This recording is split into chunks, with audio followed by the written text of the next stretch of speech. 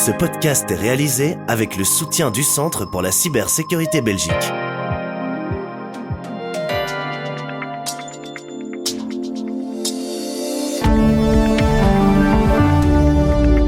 Ravi que vous écoutiez Z sur 7, votre podcast quotidien. Nous sommes le 16 novembre. Votre podcast aujourd'hui est animé par Jean-Pascal Ledoux. Bonjour à toutes et tous, bienvenue à l'écoute de ce nouvel épisode de Z sur 7. Coalition Climat a organisé un rassemblement pour avertir le gouvernement de l'état climatique. L'organisation indique que l'inaction coûtera plus cher que l'action. Mais il faut le faire maintenant et Alix Ancio, membre de l'organisme, a une idée pour trouver les financements. Il faut aller chercher l'argent là où il est et dans les pratiques qu'on ne souhaite plus. Un travailleur sur 10 a 60 ans ou plus.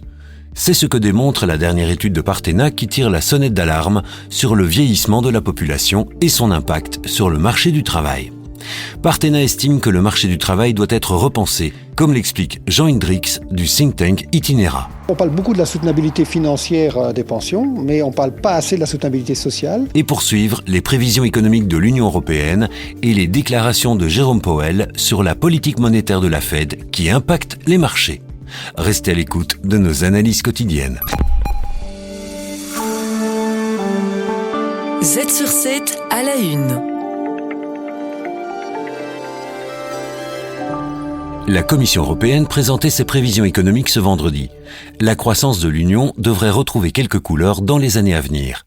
Paolo Gentiloni, commissaire européen à l'économie, s'exprime sur la croissance de l'Union européenne. After returning to growth in the first quarter of 24, the economy continued to expand in the second and third quarters at a steady but still subdued pace. Real GDP growth is expected to reach 0.9% this year, before peaking to 1.5 next year and 1.8 in 26. Le commissaire à l'économie salue également la baisse de l'inflation qui devrait descendre sous l'objectif des 2% dès la fin 2025. Par contre, Paolo Gentiloni se montre prudent quant au contexte géopolitique actuel et ne cache pas son inquiétude face aux politiques protectionnistes de Donald Trump. Z sur 7 à la une. Coalition Climat tient à faire réagir nos gouvernements face au risque des catastrophes naturelles. L'organisation menait une action symbolique ce vendredi à Bruxelles. Alix Ancio, membre de l'organisme, explique les enjeux de ce rassemblement. À l'heure actuelle, il y a des négociations qui sont en cours pour le futur gouvernement et en fait, personne ne prend ses responsabilités. Le climat est mis de côté dans les discussions, dans les questions budgétaires également. On parle même d'une diminution des budgets sur le climat, alors qu'en fait, à l'heure actuelle, il est nécessaire de prendre des engagements climatiques. Pour eux, le coût de l'inaction sera beaucoup plus conséquent que les politiques ciblées, d'autant que les pistes de financement sont nombreuses. Il faut aller chercher l'argent là où il est et dans les pratiques qu'on ne souhaite plus, c'est-à-dire les pratiques polluantes. Comment ça se fait qu'en 2023, on était encore à subsidier les énergies fossiles à hauteur de 15 milliards d'euros en Belgique, alors que à côté de ça, on a toute la société civile et énormément de citoyens et de citoyennes qui militent pour le climat. Alors que les experts préconisent aux pays riches d'augmenter leur contribution dans les pays émergents, Coalition Climat rappelle au gouvernement que le coût de l'inaction sera bien plus grand que le coût de l'action. Z sur 7 à la une. Une étude récente de Partena démontre qu'un travailleur sur 10 a aujourd'hui 60 ans ou plus. Cette proportion devrait continuer d'augmenter dans les années à venir, alors que le vieillissement de la population constitue un défi majeur sur le marché du travail. On parle beaucoup de la soutenabilité financière des pensions, mais on ne parle pas assez de la soutenabilité sociale. Jean Hendrix du think tank Itinera. Donc on a reporté l'âge de départ à la pension, mais on n'a pas différencié finalement les possibilités de sortie en fonction des pénibilités des métiers. Tout le monde n'exerce pas le même métier et certaines personnes sont effectivement usées, cassées, détruites par leur métier. Leur état de santé a été finalement miné par leur travail.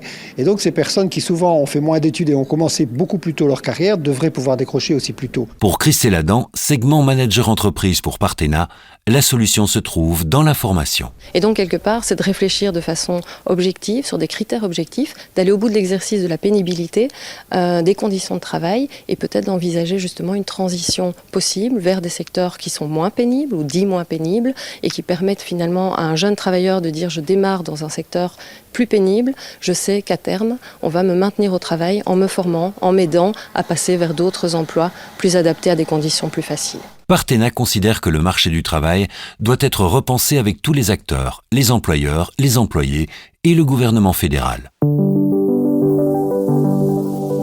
Z sur 7, le podcast quotidien de Trends Canal Z. Chaque jour, un expert boursier nous donne son analyse des marchés.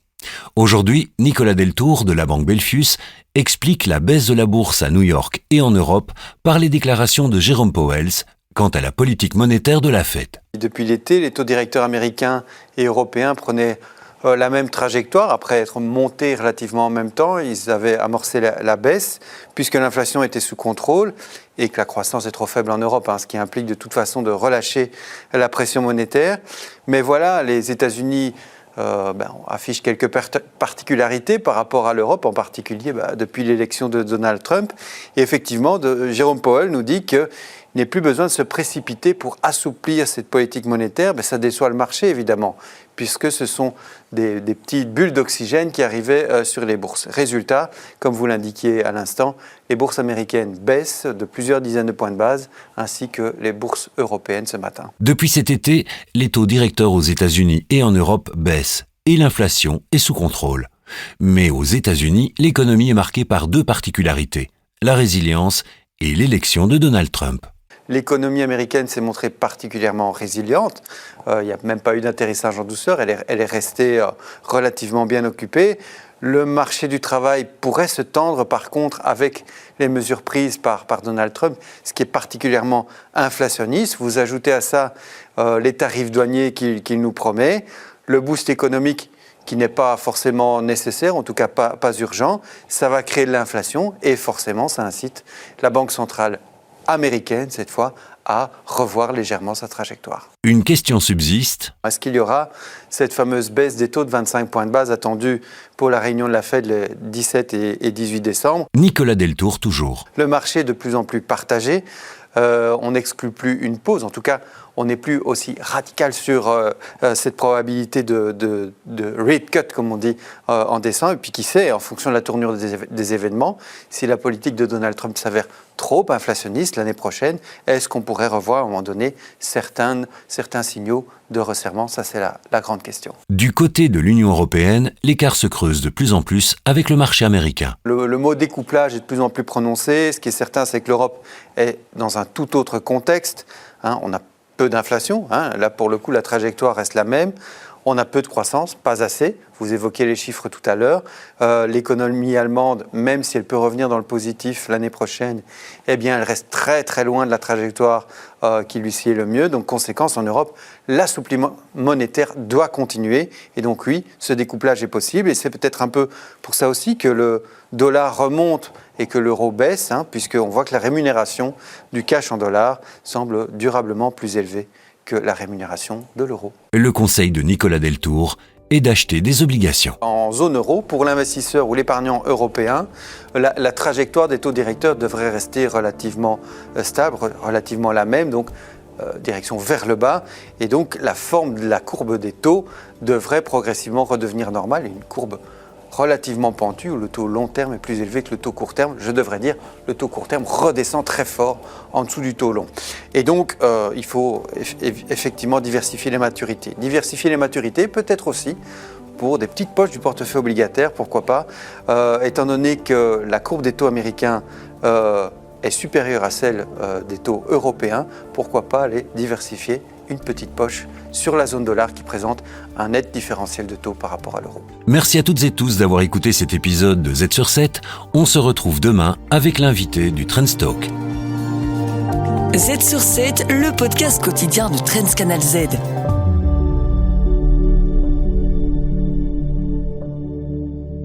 Ce podcast est réalisé avec le soutien du Centre pour la cybersécurité Belgique.